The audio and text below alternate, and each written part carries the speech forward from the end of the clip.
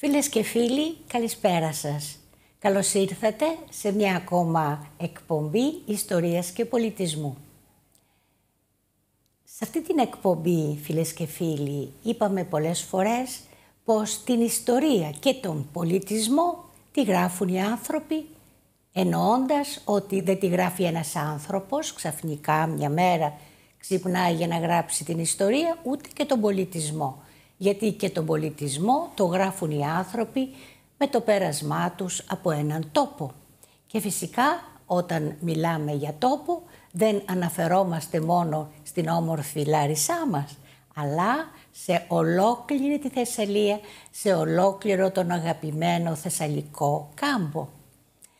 Φίλες και φίλοι, ήταν καιρός που διάβαζα κάποιες αναρτήσεις από κάποια κυρία η οποία είχε μια ιδιαίτερη ευαισθησία στο γραπτό της λόγο και ήξερε να παντρεύει την ιστορία με τον πολιτισμό και μάλιστα να αναφέρεται στον τόπο της καταγωγής της, στη Μαραθέα Καρδίτσας.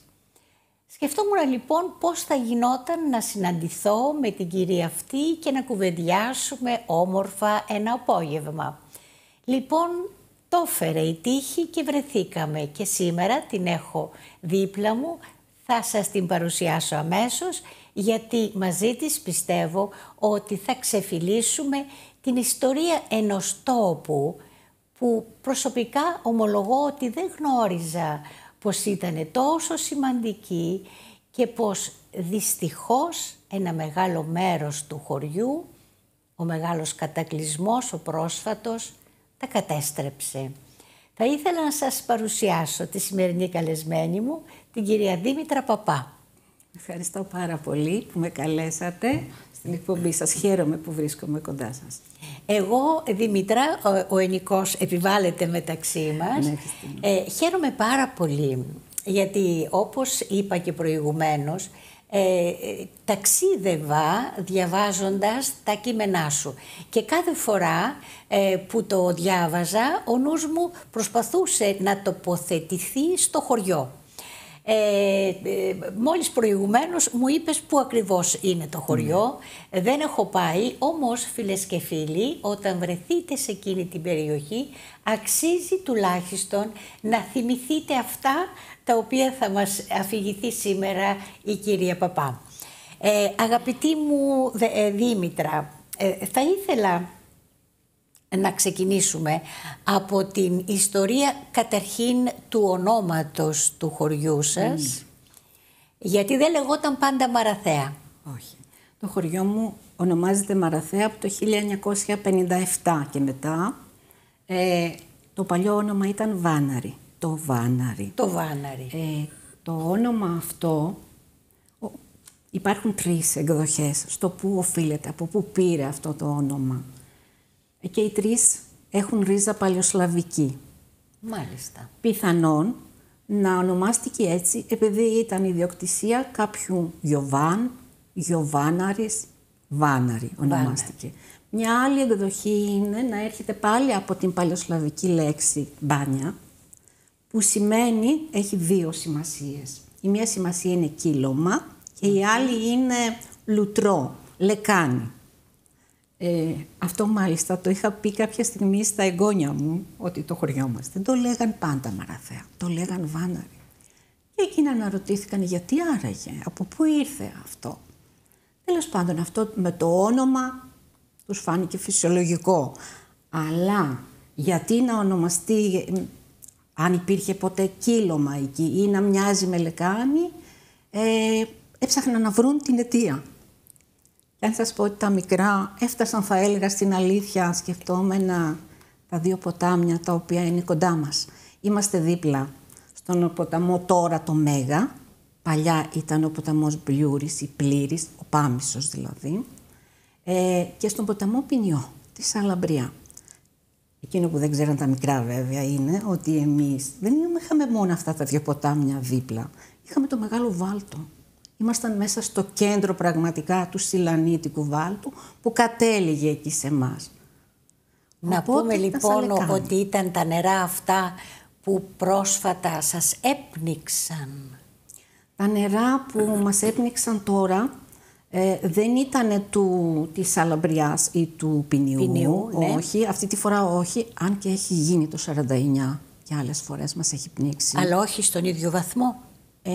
Σε αρκετά μεγάλο βαθμό και τότε από ό,τι διηγούνται. Απλά τότε δεν υπήρχαν τα αναχώματα στον μπλιούρι που λέγαμε, οπότε έφυγαν μέχρι κάτω στο βουνό που υπάρχει και επίσης υπήρχαν και χαντάκια πολλά και έτσι δεν μπήκαν μέσα σε όλα τα οικόπεδα. Όμως και τότε πέσαν σπίτια. Μάλιστα. Και τότε πέσαν σπίτια. Τώρα λοιπόν τα νερά που μας πνίξανε ήταν από το Μέγα, από φράγματα, είναι πολύ κοντά στο χωριό μας, ο Μέγας ποταμός. Και επίσης ήρθαν νερά και από τον Πάμισο, αλλά από πάνω, από μακριά, από τα Καλογριανά, από το Γαναντερό, δηλαδή σιγά σιγά έφταναν και τα βλέπαμε. Τα βλέπαμε, δηλαδή ήταν δύο οι ροές. Ανέβαινε η στάθμη του, γιατί ήμουνα εκεί. Όταν έγινε η πλημμύρα. Έγινε η πλημμύρα, έτυχε να είσαι εσύ, ενώ είσαι κάτοικος Αθηνών. Όχι, τον τελευταίο χρόνο δεν είμαι κάτοικος Αθηνών. Ήμουνα μέχρι. Ήσουνα. Ναι, βεβαίως. Τώρα είμαι πιο πολύ κάτοικος Μαραθέας. Χωρίς σπίτι πια, βέβαια. Τέλος πάντων, το θέμα είναι ότι ήμουνα εκεί την ημέρα και την προηγούμενη και την ίδια μέρα που πλημμύρισε και βλέπαμε πώς ανέβαινε η στάθμη και από πού έρχονταν τα νερά. Ήταν πόσο από δύο κατευθύνσεις. Φόβιο πράγμα είναι αυτό να βλέπεις το νερό να έρχεται. Πολύ. Αν και ήμασταν σε πρώτο όροφο και είχαμε συγκεντρώσει εκεί ηλικιωμένους ανθρώπους για να τους προφυλάξουμε. Τους είχατε συγκεντρώσει σε ένα καφενείο? Όχι. Εμείς συγκεκριμένα τους είχαμε συγκεντρώσει σε διόροφο σπίτι, το οποίο εκείνες τις μέρες ήταν κενό. Έλειπε το κορίτσι, η διοκτήτρια, μια ψιά μου ήταν, ναι. Είχαμε τα κλειδιά και το κάναμε προληπτικά. Δηλαδή, στη γειτονιά υπάρχουν άτομα τα οποία είναι ηλικιωμένα και τα παιδιά τους μένουν μακριά. Μοναχικά. Ακριβώς. Μένουν στην Αθήνα, στη Θεσσαλονίκη τα παιδιά τους. Σε συνεννόηση λοιπόν μαζί τους, αφού βλέπαμε να έχουμε νερό, είχαμε νερό πριν πλημμυρίσουμε. Μόνο από τη βροχή, από τον Ντάνιελ δηλαδή, είχαμε νερό. Και έτσι αποφασίσαμε και τους συγκεντρώσαμε πριν να έρθουν ακόμα, πριν σπάσουν τα φράγματα. Και ευτυχώς που το κάναμε αυτό δηλαδή. Οπότε ήμασταν στον πρώτο όροφο και παρακολουθούσαμε. Αυτό που λέτε με το καφενείο, όντως, σε μια καφετέρια του χωριού που τότε ήταν κενή, ανέβηκαν πάρα πολλοί, 100 και περισσότεροι, και έτσι σώθηκαν. Σώθηκαν οι άνθρωποι. Και σε κάποια άλλα διόροφα. Έτσι σώθηκαν. Σε κάποιες άλλες φωτογραφίες είδα βέβαια τη συσσόρευση των βρεγμένων πραγμάτων από το νερό, τα οποία χρηστεύτηκαν βέβαια. Αυτό το οποίο διαπίστωσα ωστόσο στα κείμενά σου είναι ο αέρας αισιοδοξίας, πως θα γίνουν όλα. Και μάλιστα θα ήθελα λιγάκι να σχολιάσουμε την αντίδρασή σου πριν μου μιλήσεις για την πρώτη σου αντίδραση όταν μπήκες στο πλημμυρισμένο σπίτι σου. Να μας δώσεις λίγο την εικόνα την οποία περιέγραψες πάρα πολύ ωραία όταν μια ανοιξιάτικη μέρα διαπίστωσες πως είχε έρθει το ζευγάρι των πελαργών. Ναι, ουσιαστικά τώρα, πριν από λίγες μέρες ήρθε, του Αγίου Χαραλάμπους ήταν τώρα. Και δεν το είδα, μου το στείλανε από το χωριό. Γιατί δεν ήμουν εγώ στο χωριό. Τώρα πια είσαι στην Καρδίτσα. Δυστυχώς είμαι στην Καρδίτσα γιατί το σπίτι μου έχει γκρεμιστεί. Ναι. Και επειδή ξέρουν ότι εγώ ανεβάζω οτιδήποτε έχει σχέση με το χωριό, μου στείλαν τη φωτογραφία ότι οι πελαργοί γύρισαν. Χάρηκα πάρα πολύ πραγματικά. Ένιωσα έτσι ότι όπως γύρισαν οι πελαργοί, έτσι πρέπει να γυρίσουμε κι εμείς πια. Γιατί είμαστε σκορπισμένοι. Οι ηλικιωμένοι βρίσκονται στα παιδιά τους στις μεγάλες πόλεις και πάρα πολλές οικογένειες έχουν νοικιάσει στην Καρδίτσα ή στα Τρίκαλα μέχρι να μπορέσουν να αποκαταστήσουν τα σπίτια τους. Και όταν τον ηλικιωμένο τον παίρνεις από τη βολή του, υποφέρει πάρα πολύ. Θέλει να επιστρέψει στον τόπο του. Επειδή μιλάω με τις κυρίες αυτές που ήμασταν μαζί, περάσαμε αυτές τις μέρες και είναι στην Αθήνα τώρα και μιλάω στο τηλέφωνο μαζί τους, η λαχτάρα τους είναι να γυρίσουν. Δεν θέλουν να είναι μακριά. Θέλουν να γυρίσουν στον τόπο τους. Στον τόπο τους. Ήρθαν λοιπόν οι πελαργοί, για τους οποίους μάλιστα ξέρουμε όλοι μας ότι είναι οι εκαθαριστές των βάλτων, γιατί πάντα, πολύ συχνά τους βλέπουμε να έχουν απεικονιστεί με ένα σκουλίκι ή ένα φιδάκι στο ράμφος τους, που σημαίνει, και μάλιστα ήταν και ιερά τα πουλιά αυτά, γιατί απλώς καθάριζαν την περιοχή από τα βλαβερά, διάφορα βλαβερά, όπως είναι τα φίδια κυρίως. Και για τα φίδια κάτι έγραψες, και το οποίο αγαπήθηκε πολύ από τους αναγνώστες, γιατί επιμένω σε αυτό. Ξέρετε, φίλες και φίλοι, η Δήμητρα υπήρξε εκπαιδευτικός, νηπιαγωγός και δασκάλα, και από το λόγο της καταλαβαίνει κανείς την αγάπη που έχει στο να, όχι μόνο να πει αυτά που έχει να πει, αλλά στον τρόπο με τον οποίο τα λέει, σαν να έχει μπροστά της πάλι μια ομάδα μαθητών που θέλει να τους μεταδώσει την είδηση, την πληροφορία. Και αυτό φαίνεται και από τον τρόπο που μας τα διηγείται, αλλά και από τον τρόπο φυσικά που τα γράφει. Πες μου λοιπόν, γιατί αυτή σου η ανάρτηση είχε συμπαθηθεί πάρα πολύ από τον κόσμο. Ναι. Την πρώτη μέρα, όταν έγινε η πλημμύρα, τέλος πάντων, εκεί που ήμασταν, στη σκάλα, η οποία ήταν εσωτερική του σπιτιού, είδαμε 2 φίδια να ανεβαίνουν προς τα πάνω. Προσπαθούσαν να σωθούν ουσιαστικά και αυτά. Γιατί τα φίδια δεν νομίζω ότι πλησιάζουν εύκολα στον άνθρωπο μόνο όταν κινδυνεύσουν. Για κάποιους είναι και καλός ιονός. Ναι, ναι. Βλέποντας τα, βέβαια τρομάξαμε λιγάκι, εντάξει, γιατί λέμε θα μπουν μέσα. Δεν ξέραμε και τι είναι, τι ακριβώς φίδια είναι, αν είναι δηλητηριώδη ή όχι.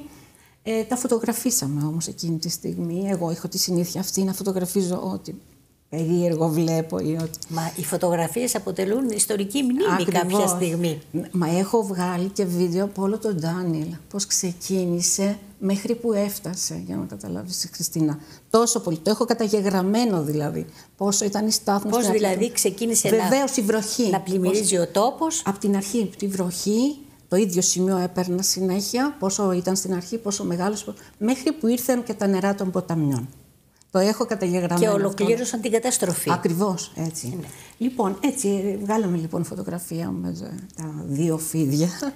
Και εγώ το βράδυ, όταν έβλεπα πια να ανεβαίνει το νερό και να είμαστε μόνοι μας εκεί και να μην έχουμε ούτε νερό να πιούμε, ούτε, δηλαδή είχαμε πάει σε ένα κενό σπίτι. Τραγική. Δεν ήταν εκεί το κορίτσι. Και λέω, ας βάλω μια ανάρτηση, ένα SOS έγραφα, ναι.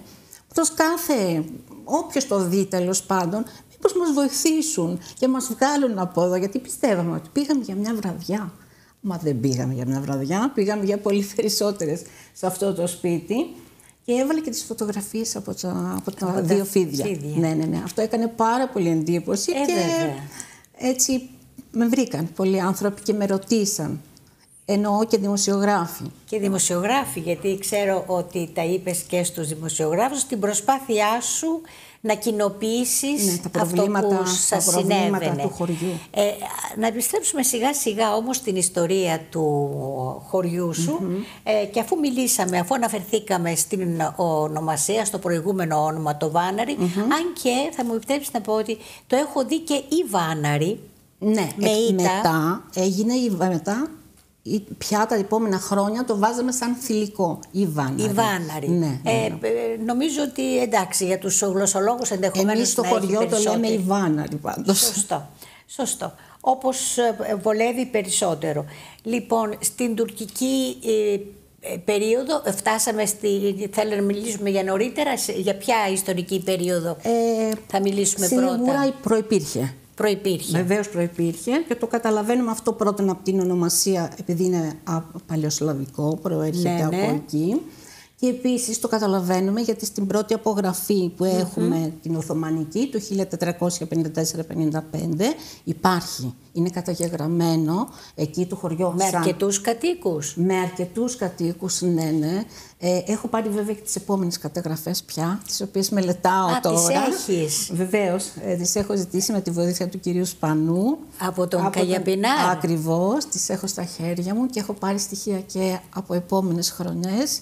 Δηλαδή, εκτός από το 1454-55, έχω από το 1506, το 1521, μέχρι και το 1844. Εξακολουθούσε να υπάρχει. Βεβαίως, και να έχει κατοίκους. Βεβαίως και να έχει κατοίκους. Ξέρουμε αν αυξομειώνονταν, από ό,τι βλέπω. Ναι, είναι το πιο σύνηθες φαινόμενο. Αλλά είχε κατοίκους όχι μόνο χριστιανούς, είχε Οθωμανούς. Ας πούμε στην απογραφή του 1506 διαβάζω ότι ήταν Ζιαμέτη Γιουρούκων των Τρικάλων. Καταρχήν να πούμε ότι το Βάναρη παλιά δεν ανήκει στην Καρδίτσα, εξάλλου δεν ήταν και ο νομός Καρδίτσας τότε. Ανήκει στο Φανάρι, στην επαρχία των Τρικάλων του Φαναρίου. Ναι. Έτσι το βρίσκουμε από το 1454 και στα επόμενα χρόνια. Έτσι το βρίσκουμε λοιπόν. Άρα είχε, βεβαίως είχε και Οθωμανούς. Ναι. Και όλοι αυτοί οι κάτοικοι με τι ασχολούνταν? Δηλαδή ο κάμπος πώς πρασίνιζε, τι έδινε? Επειδή έχω δει τι προϊόντα είχαν, ήταν αγροκτηνοτρόφοι καταρχήν. Ναι. Έτσι είναι. Όπως οι περισσότεροι, οι κάτοικοι της Θεσσαλίας. Ναι. Από ό,τι είδα, εκτός από το σιτάρι και το βαμβάκι που το έχουμε και τώρα, είχε ρεβίθια, φακές, κρυθάρι και χρή που δεν το έχουμε πια, βίκο, λινάρι, πάρα πολλά αμπέλια, υπήρχαν και κρασί, μελίσια και από ζώα είχε χείρους και πρόβατα. Αυτά έχω δει ότι είχαν... Στις καταγραφές. Στις καταγραφές, ναι. Εφόσον υπήρχαν και χριστιανοί, υπήρχαν και μουσουλμάνοι που μου είπες, ξέρουμε αν υπάρχει σήμερα ή παλιότερα αν υπήρχε τζαμί, αν επέζησε κάποιο από τους θρησκευτικούς χώρους των Οθωμανών. Κατάλαβα, ναι. Όχι, στο χωριό τουλάχιστον δεν έχω δει, αλλά σίγουρα υπήρχε στα Τρίκαλα. Υπήρχε πιο πέρα, γιατί και αυτοί οι άνθρωποι είχαν ανάγκη τον δικό τους χώρο προσευχής. Σε ό,τι αφορά τις εκκλησίες. Πριν από τις εκκλησίες να αναφέρω λιγάκι ότι στοιχεία για το χωριό μου, για τη Βάναρη, δεν έχουμε μόνο από τις Οθωμανικές απογραφές, έχουμε και από τις προθέσεις των μοναστηριών. Σημαντικό. Πάρα πολύ σημαντικό, ειλικρινά. Τις οποίες βρήκες πού, να το πούμε. Βεβαίως, να είναι καλά ο κύριος Σπανός. Και το έχει κάνει το ημερολόγιο, βεβαίως. Και λοιπόν η πρώτη καταγραφή που βρέθηκε είναι στο μοναστήρι του Μεγάλου Μετεώρου.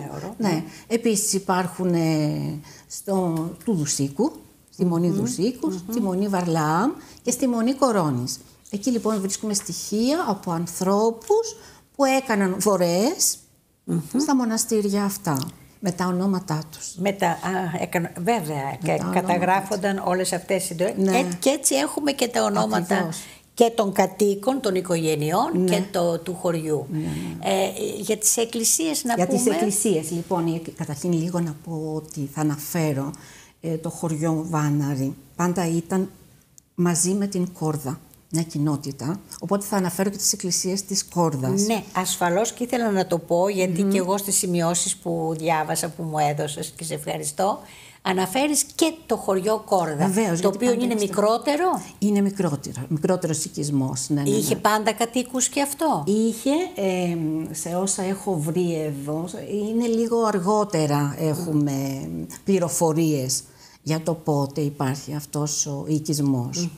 Ενώ ξέρουμε για τους παλιότερους οικισμούς της Βάναρης, που δεν ήταν εκεί σε αυτή τη θέση, ήταν σε άλλη θέση, βορειοανατολικά του χωριού, και είχε τότε ένα μικρό ναΐσκο, να το πω έτσι, του Αγίου Νικολάου. Γύρω στο 1700 μεταφέρθηκε στην τωρινή θέση που είναι και έχει ακόμη την εκκλησία του Αγίου Νικολάου, η οποία η σημερινή έχει χτιστεί πάνω σε εκείνη που ήταν γύρω στο 1852 ή 56, εκεί λιγάκι δεν είμαι σίγουρη, η οποία είχε προβλήματα και πάνω σε αυτή χτίστηκε το 1975, αυτή που έχουμε σήμερα. Αυτή που έχετε σήμερα. Με τους πελαργούς απάνω. Εκεί είναι η πελαργή. Είναι υπέροχα, Χριστίνα, πρέπει να έρθεις. Να ρωτήσω τώρα, ευχαριστώ για την πρόσκληση. Είπα για τον Άγιο Νικόλαο βέβαια μόνο. Είπες για τον Άγιο Νικόλαο, θα συνεχίσουμε. Η φωτογραφία που με εντυπωσίασε με το σκεύος της κουζίνας, μια κατσαρόλα επάνω στο δέντρο που έδειχνε το ύψος του νερού. Τρομερό. Ήταν έξω από το προαύλιο ενός ναού. Ναι, το Αγίου Νικολάου. Το Αγίου Νικολάου. Το Αγίου Νικολάου, ναι, εκεί ήταν. Τελικά είναι εντυπωσιακό το ύψος του νερού. Αυτό δεν είναι τίποτα. Δεν ήταν τίποτα. Όχι, διότι ο Άγιος Νικόλαος σε σχέση με το υπόλοιπο μέρος του χωριού και ειδικά με τη γειτονιά μου είναι πιο ψηλά. Δηλαδή αν εκεί το ύψος ήταν 1,20 να πούμε έτσι, στο δικό μας το μέρος ήταν 3 μέτρα περίπου. Για να καταλάβεις δηλαδή πόσο πολύ ψηλά ήταν το νερό τις μέρες της πλημμύρας στη Μαραθέα. Οπότε, εάν ένα σκεύος σκάλωσε στο δέντρο, έμεινε τα άλλα όλα τα άλλα ταξίδεψαν. Έφυγαν στον κάμπο. Ναι. Και φαντάζομαι μέσα, τα βλέπαμε ολόκληρα μεγάλα αντικείμενα να ταξιδεύουν πραγματικά, και επειδή το σπίτι που ήμασταν είναι έξω και από εκεί και πέρα ήταν η περιφέρεια και ο Μέγας παραπέρα το ποτάμι. Τι σκεφτόμασταν? Από το Μέγα θα πέσει στον Ποινιό και από τον Ποινιό στο Αιγαίο Πέλαγο. Στο Στόμιο. Ναι. Να συνεχίσουμε λοιπόν με τις εκκλησίες. Ωραία. Λοιπόν, είναι ο Άγιος Νικόλαος. Μπορούμε να ξέρουμε περίπου η αγιογράφηση του Αγίου Νικολάου πότε έγινε, αν έγινε πιο σύγχρονη εποχή? Του σημερινού ναού η αγιογράφηση έγινε από το 1975 που χτίστηκε. Πρόσφατη, ναι. Όμως έχουν κρατηθεί και πάλι εικόνες, είναι 50 χρόνια πριν. Βεβαίως, ναι, αλλά έχουν κρατηθεί όμως και οι εικόνες από τον παλιό ναό. Ναι, και πολύ το τέμπλο υπάρχει. Βεβαίως, πολύ ωραία. Δηλαδή χρησιμοποιήθηκε στο ναό ή υπάρχει αλλού? Υπάρχει σε έναν μικρό ναό που τον είχαν κάνει προσωρινά για να εκκλησιάζονται οι άνθρωποι μέχρι να γίνει η καινούργια εκκλησία. Και από ό,τι έχω μιλήσει με τον προηγούμενο πατέρα Ηλία που είχαμε, υπάρχει επίσης μέσα στο ιερό, από την πίσω μεριά υπάρχουν κάποιες παλιές εικόνες εκεί. Αλλά εγώ έχω δει αυτές που είναι στο εκκλησάκι το μικρότερο, που λειτουργήσε 2-3 χρόνια μέχρι να είναι εντελώς έτοιμη η καινούργια εκκλησία μας. Τελειώσαμε με τον Άγιο Νικόλαο. Να προχωρήσουμε με ποιον άλλον ναό? Σας πω στη Μαραθέα πρώτα το εξοπλισμό. Στη Μαραθέα, για την οποία δεν είπαμε ή αναφερθήκαμε ελάχιστα στο όνομά της. Ναι, δεν είπαμε το όνομα της Μαραθέας σαν Μαραθέα. Ναι, δεν είπαμε. Σταματήσαμε στο Βάναρη. Ναι. Λοιπόν, το πιο πιθανό είναι ότι ονομάστηκε Μαραθέα από το φυτό Μάραθος. Φύτρωνε γύρω-γύρω. Πάρα πολύ και φυτρώνει ακόμα. Και φυτρώνει ακόμα. Βεβαίως. Και μάλιστα ένα μέρος του βάλτου ονομαζόταν και Μαραθιές επίσης. Γιατί είχε μάραθα. Πάρα πολύ μάραθα. Και φτιάχνουμε πίτες, μαραθόπιτες. Βεβαίως βάζουμε βασικά μέσα στις πίτες. Αλλά πιο πολύ έχουμε τη συνήθεια εμείς να το έχουμε συνδυάσει έτσι, ότι το βάζουμε στο αρνί το Πάσχα. Το ψήνουμε στη σούβλα. Οπωσδήποτε μάραθο. Για να κόβει και λίγο τη μυρουδιά του, την έντονη μυρουδιά του. Εννοείται και στις πίτες.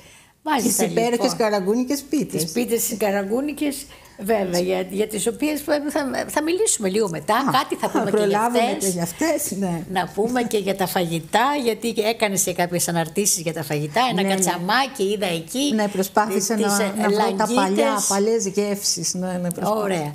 Να πούμε λοιπόν, αφού ολοκληρώσαμε με την Μαραθέα, να πούμε για την εκκλησία. Για την εκκλησία το ξοκλήσι μας είναι το ξοκλήσι του Αγίου Αθανασίου, στο οποίο μάλιστα υπήρχε και ένας από τους 4 οικισμούς που υπήρχαν πριν γίνει το Βάναρη σε αυτή τη θέση. Υπήρχαν 4 οικισμοί.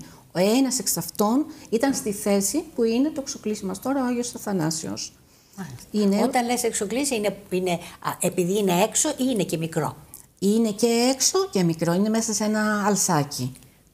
Ναι, είναι πολύ ωραία. Και είναι το πανηγύρι μας εκεί. Το πανηγύρι. Που Χριστίνα σε καλούμε να έρθεις. 2 Μαΐου το κάνετε. Βεβαίως. Όπως όλοι οι Αγίοι Αθανάσιοι στην Θεσσαλία, 2 Μαΐου. Έτσι είναι και μες στη φύση, είναι πάρα πολύ ωραία. Και είναι και εποχή που μπορεί να χαρεί κανείς 2 Μαΐου. Ναι. Εγώ έχω να κάνω μια μεγάλη πρόταση στο χωριό μου, πραγματικά, για να γίνει στον Άγιο Αθανάσιο. Δεν ξέρω, τώρα το αλλάζω λίγο να το πεις, τα λέμε στην εκπομπή. Δίπλα στον Άγιο Αθανάσιο υπήρχε άλλος οικισμός που είχε τον Άγιο Κωνσταντίνο, έναν μικρό ναό, τον Άγιο Κωνσταντίνο. Λοιπόν, εκεί, για 50 χρόνια, από το 1835 μέχρι το 1885, γινόταν μεγάλο πανηγύρι. Ναι. Και όχι μόνο. Και για το πανηγύρι αυτό διάβασα τι έγραψες και λέω να κάνουμε μια στάση να το πούμε αυτό. Το κάνουμε. Και να πούμε για το πανηγύρι, να πούμε για τις υποδρομίες. Βεβαίως, υπηκοί αγώνες. Υπηκοί αγώνες, για να δούμε. Ναι. Για να πούμε. Λοιπόν, εκεί έρχονταν από υπηκούς ομίλους, από όλη τη Θεσσαλία, αν όχι από όλη, τουλάχιστον από Τρίκαλα και Καρδίτσα τέλος πάντων, και γίνονταν υπηκοί αγώνες 1 χιλιόμετρου περίπου. Τριήμερο ήταν το πανηγύρι. Τρώγανε εκεί, μαγείρευαν εκεί, φιλοξενούνταν από ανθρώπους ή εκεί στο μέρος εκεί ή στο χωριό μέσα τέλος πάντων, και γίνονταν μέχρι να φτάσουν στους 2 τελικούς νικητές. Και αγώνες υπηκοί, δηλαδή αλλά και ήταν άνθρωποι υπείς, με τα άλογά τους που συμμετείχαν σε έναν αγώνα που είχε μήκος 1 χιλιόμετρο. 1 χιλιόμετρο ξεκίναγε από την τοποθεσία Βρονταριά, ναι, που τη λέμε εμείς, όπου κοντά ήταν το παλιό χωριό, κοντά είναι με τη Βρονταριά, εκεί. Ναι. Και έφταναν στο Αλσάκι που ήταν ο Άγιος Κωνσταντίνος, που ήταν δίπλα στον Άγιο Αθανάσιο. Πότε σταμάτησαν αυτοί οι αγώνες? Σταμάτησε το 1885. Τώρα δεν ξέρουμε βέβαια γιατί σταμάτησε. Εγώ θέλω να. Το 1885. Βεβαίως. Ναι. Δηλαδή όταν πια μόλις απελευθερώθηκε, δηλαδή η Θεσσαλία. Ναι. Ναι. Έτσι.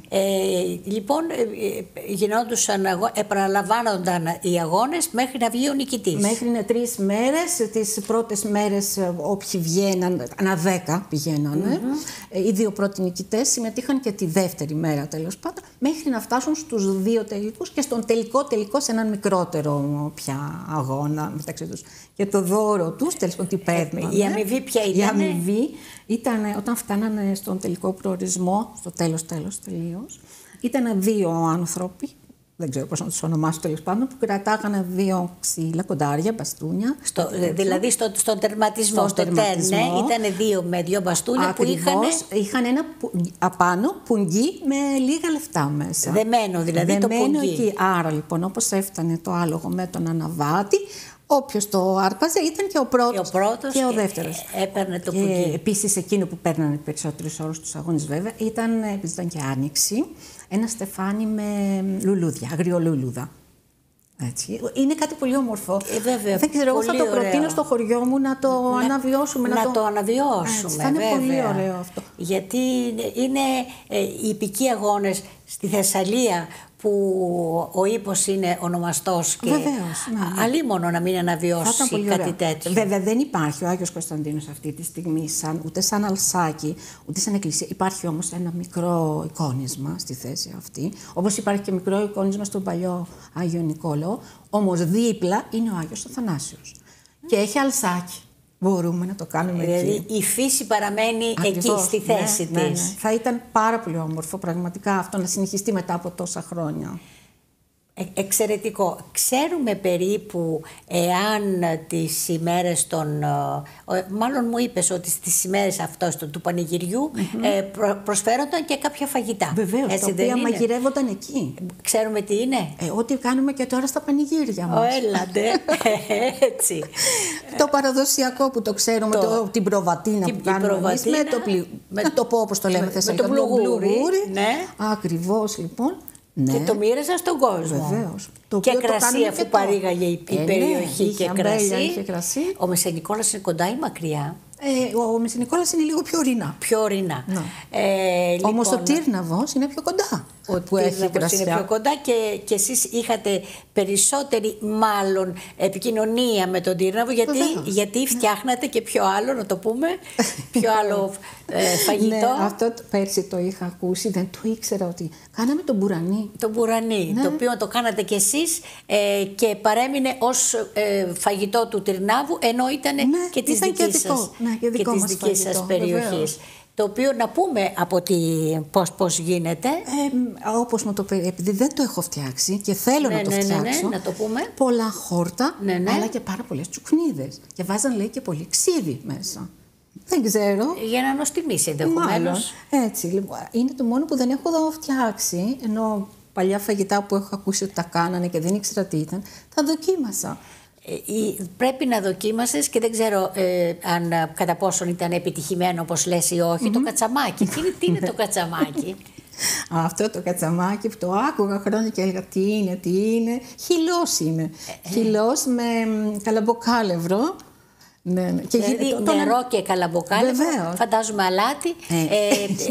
Ως λιπαντική ουσία τι βάζουμε ως λάδι? Παλιά βάζαν τη λίπα. Τη λίπα. Που είχαν από τα γουρούνια. Βέβαια, από τα γουρούνια που είχαμε τις γουρνοχαρές εκεί. Κάνατε και γουρνοχαρές? Φυσικά. Για να πούμε, οι οποίες λάμβαναν χώρα πότε, οι γουρνοχαρές? Σε εμάς από του Αγίου Στεφάνου ξεκινάγανε μέχρι την πρωτοχρονιά. Την τρίτη μέρα των Χριστουγέννων δηλαδή. Μέχρι την λίγο καιρό ίσα να γίνει η σφαγή του χείρου. Αυτά γίνονταν μέχρι 80, μη σας πω τώρα δηλαδή. Και βρήκα ένα σπίτι πρόπερση που ακόμα και τώρα εκτρέφουν γουρούνι για το λόγο αυτό. Για να φτιάξουν τις τσιγαρίδες και για να φτιάξουν και λουχάνικα. Αυτό είναι πάρα πολύ ωραίο. Το θεωρώ εκπληκτικό να συνεχιστεί η παράδοση. Όμως βέβαια, μια και μπήκαμε στα φαγητά. Αφήσαμε τις εκκλησίες, μου φαίνεται. Αφήσαμε τις εκκλησίες, θα μιλήσουμε και για αυτές. Θέλω να μου πεις για τις πίτες, γιατί αν μη τι άλλο, η περιοχή φημίζεται και για τις πίτες. Δεν θέλω να υποτιμήσουμε, φίλες και φίλοι, την υπόλοιπη Ελλάδα, γιατί παντού φτιάχνουμε πίτες. Και εμείς εδώ, αλλά εδώ στην Ανατολική Θεσσαλία, Ανατολική δυτική δεν είμαστε εμείς. Εσείς είστε δυτικοί, εδώ είμαστε Ανατολικοί. Όλη η Θεσσαλία οι πίτες, μια και ο Κάμπος είχε μπόλικα χόρτα, λοιπόν, και χορτόπιτες φαντάζομαι και τσουκνιδόπιτες φαντάζομαι. Τα πάντα, δεν υπάρχει. Τέτοιες πίτες που κάνουμε εμείς. Μόνο η Ήπειρος μας συναγωνίζεται. Εγώ αυτό έχω δει στην Αθήνα. Μόνο οι πυρώτισσες είδα ότι μπορούν και αυτές να κάνουν καλές πίτες, σαν και εμάς, έτσι τους το λέω. Όλοι οι άλλοι, λέω, κάνουν πιο μέτριες δηλαδή. Ναι, λίγο πιο μέτριες, σας μας συγχωρήσουν τώρα, αλλά ναι, όντως κάνουν πολύ ωραίες. Με τόσο λεπτό φύλλο. Εκεί ήθελα να πάω, στο φύλλο το λεπτό, γιατί ομολογώ ότι και εγώ ανοίγω φύλλο, αλλά δεν πετυχαίνω ποτέ να γίνει αυτό το τσιγαρόχαρτο που γίνεται. Που πραγματικά το τρως και... Τώρα μιλάς βέβαια με κάποια η οποία δεν ξέρει να ανοίξει καλό φύλλο, αλλά ξέρει να κρίνει αν είναι καλό. Ναι, αλλά, είχα όμως τη μαμά μου, η οποία 2 χρόνια έχει που έχει φύγει, έκανε τις καλύτερες πίτες πραγματικά. Έτσι. Εγώ καταφέρνω και κάνω πολύ ωραίες μπατζίνες, μιας και μιλάμε έτσι, και ωραίο πλαστό. Λοιπόν, οι μπατζίνες, ποια είναι η διαφορά της μπατζίνας από τον πλαστό? Πλαστός είναι με καλαμποκάλευρο. Ναι, και χόρτα. Και χόρτα, ναι. Η μπατζίνα και είναι... τυρί. Και τυρί βέβαια. Και τυρί. Ναι. Η μπατζίνα. Η μπατζίνα την κάνεις πάρα πολύ εύκολα και γρήγορα. Χυλός είναι η μπατζίνα. Χυλός, ναι. Η βάση είναι το τυρί βασικά. Δηλαδή είναι αλεύρι σε χυλό, ας πούμε. Ναι. Και τυρί. Χόρτα μέσα έχει η μπατζίνα? Όχι, αν και η μαμά μου μερικές φορές έβαζε και σπανάκι. Αλλά την έλεγε όμως μπατζίνα με σπανάκι. Με σπανάκι. Ωραία γινόταν και έτσι.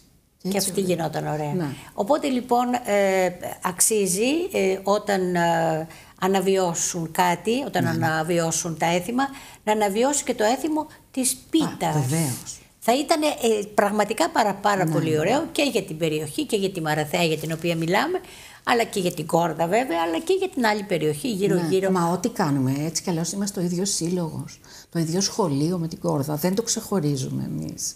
Δεν είναι, γνωριζόμαστε όλοι μεταξύ μας, δεν είναι κάτι αφού λοιπόν είπαμε για τα φαγητά, δεν ξέρω αν θέλεις να αναφερθούμε και εκεί στην τουρκοκρατία σε κάποιες πιο ιστορικές εποχές, σε γεγονότα που συνέβαιναν με τον τρόπο που οι Τούρκοι διεκδικούσαν τη σοδιά και έπαιρναν τη σοδιά από τους Έλληνες, και μου άρεσε πάρα πολύ, για να το περιορίσουμε, μου άρεσε πάρα πολύ ένα κείμενο βαθιά ιστορικό, παρότι είναι ένα αφήγημα, γιατί είπαμε ήσουν εκπαιδευτικός, με το καλαμπόκι. Αυτό ήταν... Ναι, και το ανέφερες, το θυμήθηκα τώρα που το ανέφερες στην πίτα. Ναι. Δεν ήταν επί τουρκοκρατίας όμως, στην Οθωμανική, όταν ήταν η Οθωμανία εδώ, ήταν την εποχή των Τσιφλικιών.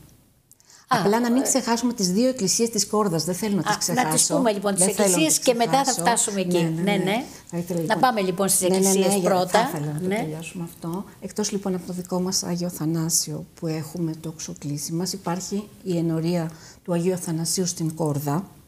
Και έχω διαβάσει ότι πολύ πιθανόν, χωρίς να είμαστε σίγουροι όμως, οι κάτοικοι του οικισμού που ήταν στον Άγιο Αθανάσιο να μεταφέρθηκαν στην Κόρδα και γι' αυτό να έκαναν ενοριακό ναό. Δεν ξέρω αν ευσταθεί αυτό. Ακόμα το ψάχνω. Με το ίδιο... Βεβαίως. Στον ίδιο Άγιο δηλαδή. Ναι, στον ίδιο Άγιο. Και επίσης εκεί υπάρχει και παλιά εκκλησία, το 1700, τώρα δεν θυμάμαι ακριβώς, υπάρχει στο ένα πολύ ωραίο ξυλόκληπτο τέμπλο. Ένα κομμάτι της εκκλησίας υπάρχει από το 1700, δεν θυμάμαι ακριβώς πόσο. Και επίσης για την Κόρδα θα ήθελα να πω για το ωραίο ξοκλήσι που έχει, όπου μαζευόμαστε όλοι πραγματικά το 15 Αύγουστο. Εκεί είναι πιο αργά το πανηγύρι.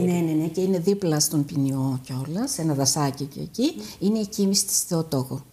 Εκεί. Είναι και εκείνο, είναι το πανηγύρι τους τότε. Μάλιστα. Αυτά περίπου για τις εκκλησίες και να πάμε λιγάκι για αυτό που με ρώτησες προηγουμένως. Λοιπόν, πριν από κανένα χρόνο περίπου έφτασε στα αυτιά μου αυτή η ιστορία που έρχεται από πολύ πίσω. Γύρω από το 1910, κάπου εκεί. Δηλαδή λίγο πριν την μεγάλη επανάσταση των αγροτών εννοείς. Ναι. Τότε λοιπόν, αφού λοιπόν έφυγαν οι Οθωμανοί και κάποιοι αγόρασαν τα τσιφλίκια ή σε κάποιους τα χάρισαν κιόλας οι Τούρκοι. Ναι, ειλικρινά δεν το ξέρω πώς έγινε ακριβώς, αλλά πάντως το τσιφλίκι της Βάναρης το είχε αγοράσει η οικογένεια Βλιτσάκη, του Ντούλα Βλιτσάκη. Υπάρχουν όλα τα έγγραφα, τα πάντα γι' αυτό.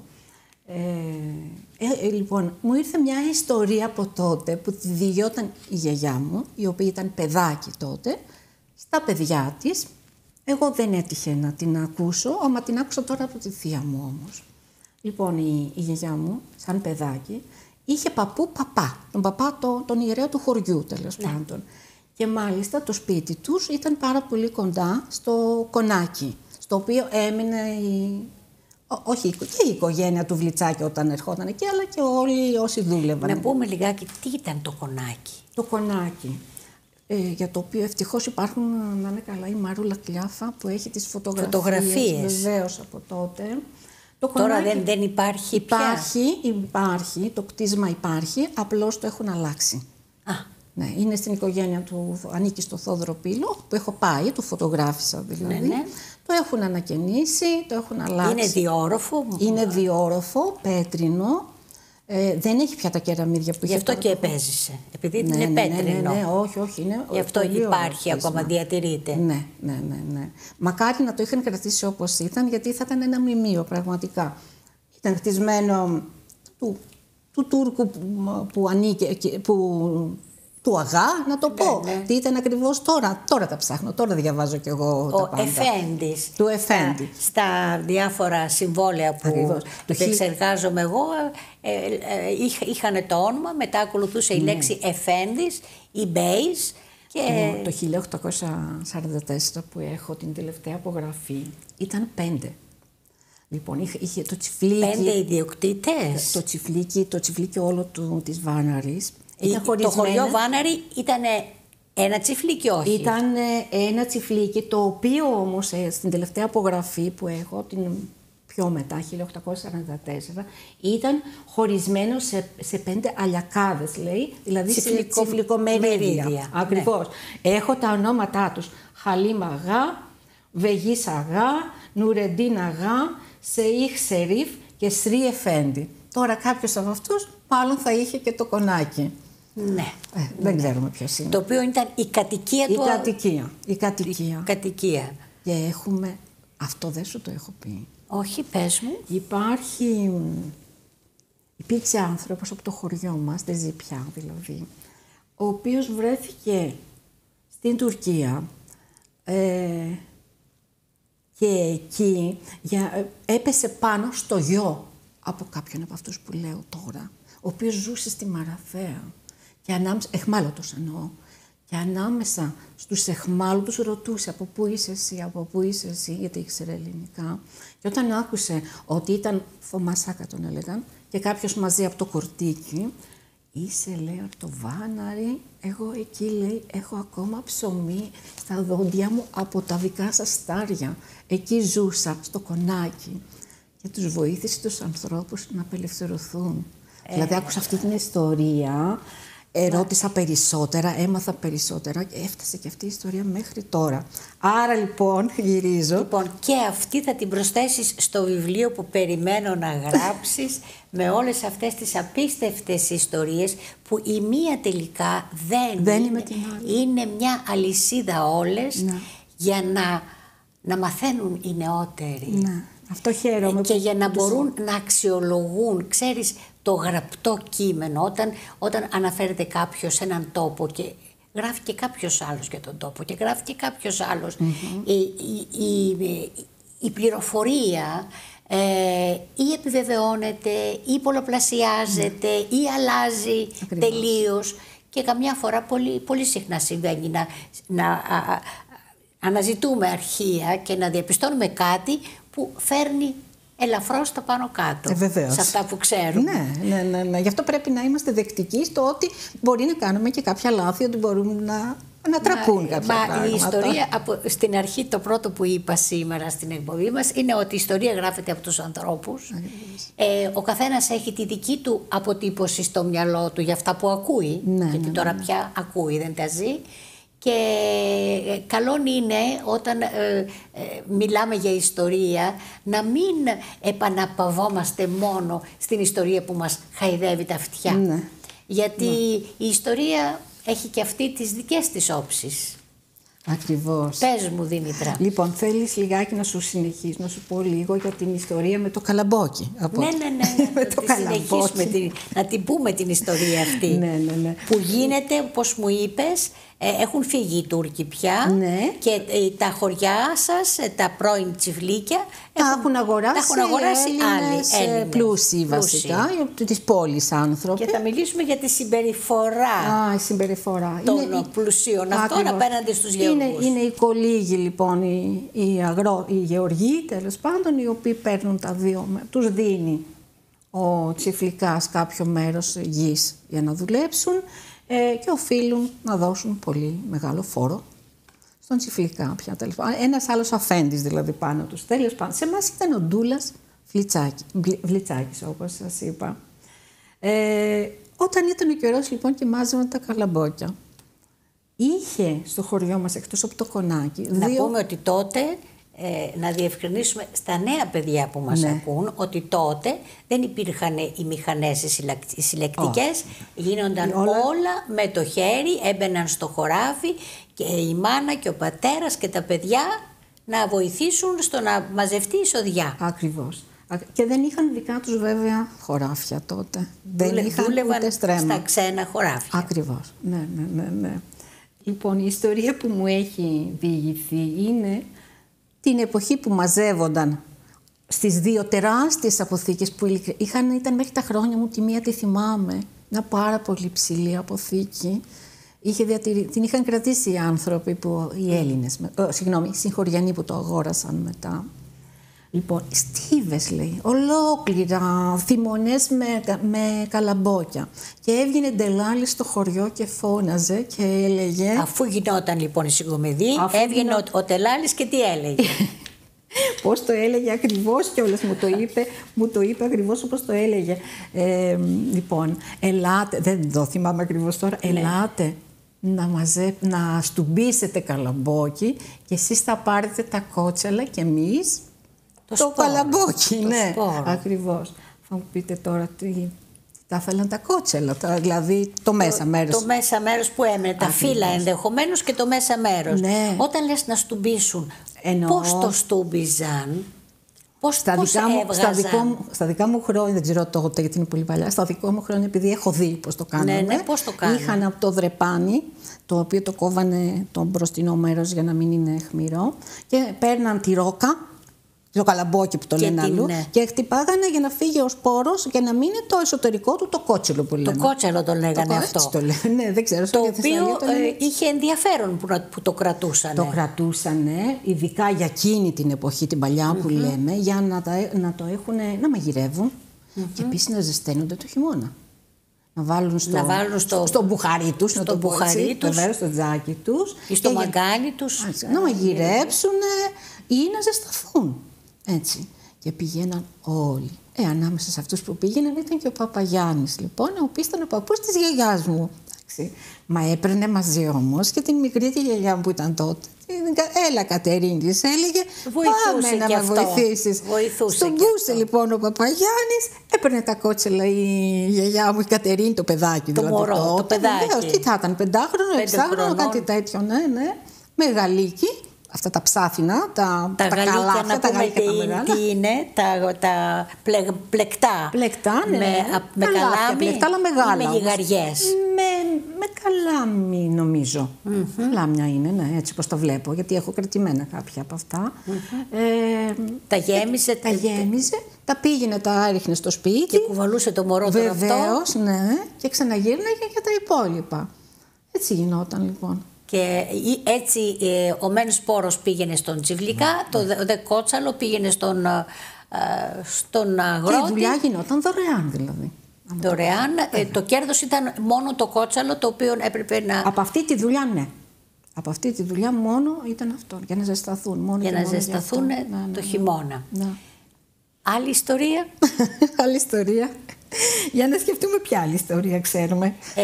Εμένα από αυτά τα οποία με συγκίνησαν από αυτά που ανάρτησες, θέλω να μου πεις το συναίσθημά σου όταν μπήκες για πρώτη φορά στο σπίτι που είχαν αποσυρθεί πλέον τα νερά και τι είδες και τι προτίμησες να πάρεις από αυτά τα βρεγμένα που το θεωρείς ότι σου έμειναν για τις θύμησές σου, για τις παρηγοριές σου.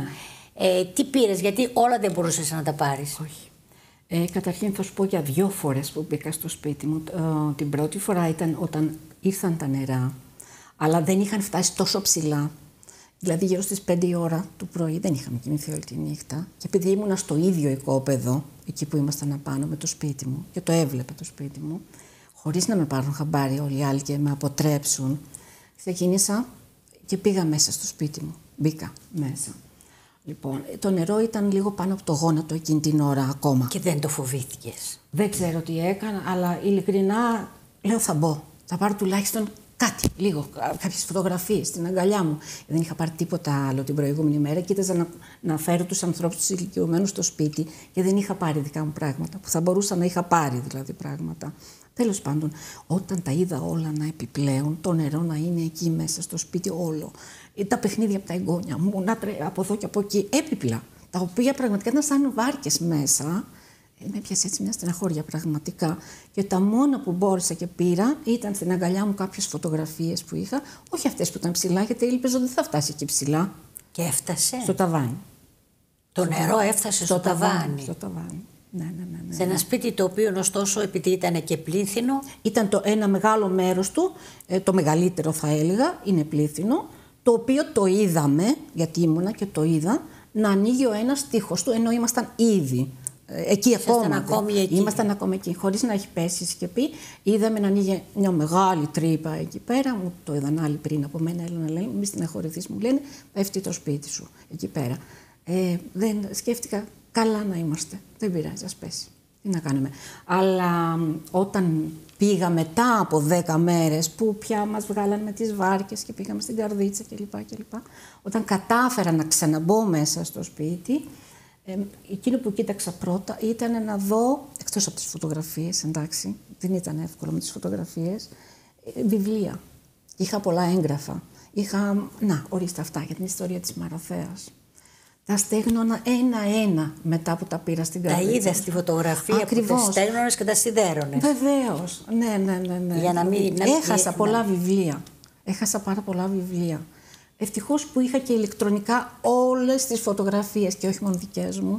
Χαίρομαι που πάρα πολλοί από το χωριό μου είχαν εμπιστευτεί φωτογραφίες τους από πριν, επειδή ξέραν ότι ασχολούμαι. Και μου στέλνανε με το Messenger, αλλά και μόνοι τους μου δείχνανε τα άλμπουμ και τους είχα βγάλει φωτογραφίες. Από ιστορικά και έτσι, εποχές. Έτσι υπάρχουν. Υπάρχουν. Ναι. Τα έχω. Αυτά ευτυχώς και ένα λάπτοπ που είχα και το κινητό μου που είχε μέσα πάρα πολλές φωτογραφίες, αυτά τα είχα σώσει από πριν. Και το εικόνισμα, εκεί έπαθα πλάκα. Όταν έβγαλα πολλά πράγματα και δεν είχα βγάλει το εικόνισμα πια και σε μια τέτοια στενοχώρια. Μισοπεσμένο το σπίτι. Δεν γίνεται, λέω. Δεν μπορεί να το αφήσω. Μπήκες μέσα και πήρες το εικόνισμα. Ναι. Δεν ήθελα να τα αφήσω αυτά τα πράγματα. Έτσι. Και τις ενδυμασίες. Νομίζω ότι με τις ενδυμασίες αξίζει να κλείσουμε την εκπομπή μας σήμερα. Λοιπόν, ευτυχώς τα περισσότερα κομμάτια από την τοπική φορεσιά τα είχα στην Αθήνα. Είχα όμως... Πώς και έτσι, τα είχες πάρει? Τα είχα πάρει, γιατί εκεί έμενα τόσα χρόνια. Τον τελευταίο χρόνο είμαι εδώ. Έμενα στην Αθήνα, αλλά εδώ ερχόμουν 3-4 μήνες, κάπως έτσι. Αλλά ήμουν εκεί πιο πολύ. Την φορεσιά την είχε φορέσει η κόρη μου στο σχολείο. Μετά είχα πάρει της γιαγιάς μου τη φορεσιά. Έκανα εγώ πάρα πολύ μεγάλες γιορτές. Πώς λέγονται αυτά τα κομμάτια που... Ποια απ' όλα. Ο Σαγιάς, το Σιγκούνι. Ο Σαγιάς λέγει το Σιγκούνι. Το Σιγκούνι είναι τα χειμωνιάτικα. Το Φλοκάτο και το Σιγκούνι είναι τα σκούτινα, τα χειμωνιάτικη ενδυμασία. Είδε τα άλλα που φοράει η νύφη. Ο Σαγιάς, το γυλαίκο, η τρεχιλιά, η ποδιά, είναι πολλά. Μέχρι και τα έχεις όλα, τα έχεις φυλαγμένα? Τα έχω και μάλιστα έχω και μεγάλης γυναίκας και γιαγιάς, γιατί έχω της γιαγιάς μου. Υπάρχει διαφορά δηλαδή? Εντελώς. Ναι. Καταρχήν η γιαγιά μου, επειδή είχαν σκοτώσει τον παππού μου στον εμφύλιο, τέλος πάντων, ήταν χήρα από πολύ μικρή. Άρα φορούσε πάντα μαύρα. Ω, Χριστέ μου. Ναι, ας μην πούμε όμως. Και αυτά, όχι, τα μαύρα αυτά τα ρούχα ήταν υφαντά? Βεβαίως. Ναι. Γιατί είπες και φλοκάτο. Ναι, δηλαδή ρούχο με φλόκο? Όχι, σου θυμίζει λίγο τη φλοκάτη. Ναι. Όχι, είναι σκούτινο, με μαλλί. Από τα προβατά τους δηλαδή που το κάνανε και τα υφαίνανε, τα σκούτινα, τα υφάσματα αυτά. Υπήρχε στο σπίτι γύρω αργαλιός παλιότερα? Υπάρχει, όχι υπήρχε. Υπάρχει. Εγώ έχω φυλάξει τα πάντα. Εξαιρετικό. Δεν υπάρχει, τα έχω όλα κρατημένα. Αυτό είναι πραγματικά θησαυρός. Ναι. Όχι, την αποθήκη του σπιτιού μου ευτυχώς που υπάρχει. Αγροτική αποθήκη ήταν του πατέρα μου τέλος πάντων. Στο χωριό μου λένε το μουσείο σου πώς είναι? Το μουσείο. Εντάξει, μουσείο δεν είναι, αλλά έχω όμως πολλά.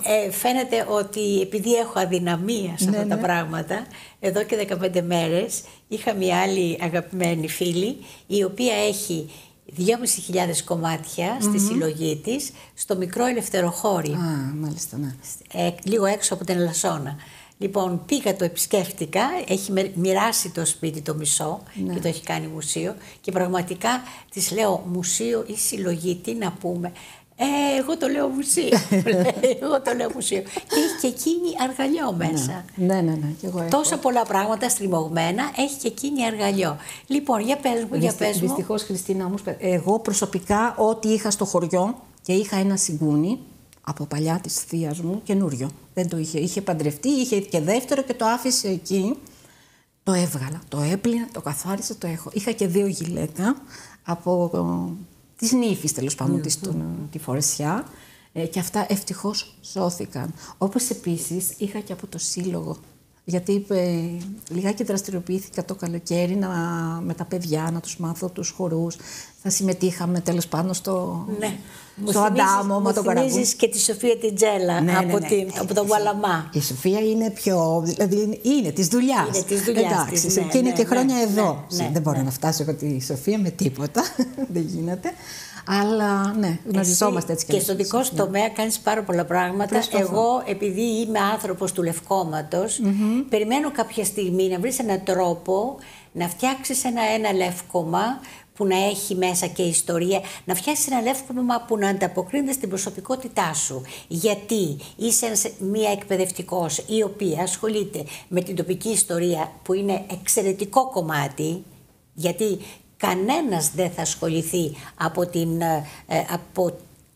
από την πρωτεύουσα, ναι, κανένας δεν θα ασχοληθεί με τη δική μας την ιστορία. Εμείς πρέπει να ενσκύψουμε και να τη γράψουμε. Λοιπόν, συνδυάζεις και στα κείμενά σου την λατρεία για το παλιό, μαζί με την αισιοδοξία που έλεγα πριν για το μέλλον, πως εδώ είμαστε. Αν υπάρχει θέληση και αγάπη και σύμπνοια, όλα γίνονται, μακριά από έρηδες, οι έρηδες μας πάνε πίσω. Ναι. Μπορείς να κάνεις πολλά πράγματα. Ακριβώς. Και θα περιμένω πραγματικά να τα μαζέψεις αυτά όλα με τις φωτογραφίες σου, και με τα κείμενά σου κυρίως. Ευτυχώς που τα διαβάζουν πολύ νεολαία. Βεβαίως. Δηλαδή, εγώ όταν ξεκίνησα τέλος πάντων να κάνω λογαριασμό στο Facebook, δεν είχα καμία σχέση με Facebook καθόλου. Η κόρη μου το έκανε κιόλας για να έχω μια επικοινωνία με το χωριό. Λαογραφικά έγραφα πιο πολύ, έτσι, τα έθιμά μας. Και σιγά σιγά μου προέκυψε και η ιστορία. Σιγά σιγά, μα δεν είναι εξέχωρα. Όχι, δεν είναι. Δεν είναι εξέχωρα. Δηλαδή, μου ανέφερες προηγουμένως τους ιππικούς αγώνες. Μπορείς να τους ξεχωρίσεις από την ιστορία όταν ο ύπος, ο Θεσσαλικός ύπος πασίγνωστος, ακριβώς, από εδώ και ο Βουκεφάλας, το περίφημο ιππικό, το οποίο βοήθησε πάρα πολύ στους αγώνες των Ελλήνων.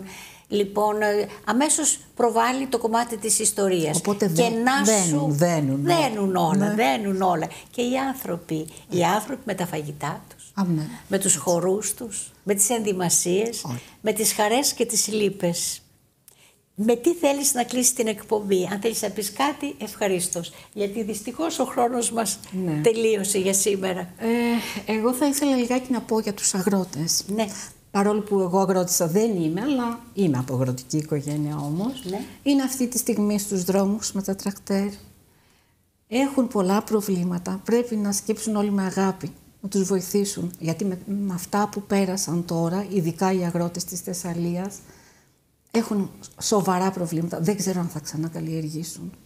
Δηλαδή, θα σας πω ένα περιστατικό, αν προλαβαίνω να το πω. Αυτές τις μέρες πήγε συγγενικό μου άτομο να οργώσει το χωράφι και βρέθηκε να βουλιάξει το τρακτέρ μέσα, το μισό φαινόταν. Τόσο ψηλά είναι η στάθμη του νερού, τόσο πρόβλημα υπάρχει ακόμα στα χωράφια. Το έδαφος δηλαδή ακόμα είναι ένας χυλός. Ακριβώς. Ναι. Μας ξαναθυμήθηκε ο Βάλτος, φαίνεται. Ο Βάλτος μας θυμήθηκε. Μας θυμήθηκε πάλι ο και Βάλτος. θέλει να μας κάνει να αποκτήσουμε πολλά μυστικά. Ίσως. Και να μην μπορέσουμε να λύσουμε τα παλιά που είχαμε. Αγαπημένη Δήμητρα, σε ευχαριστώ θερμά. Σήμερα εμπλουτίστηκα με ιστορία, με πολιτισμό, κάτι που δεν ήξερα καθόλου.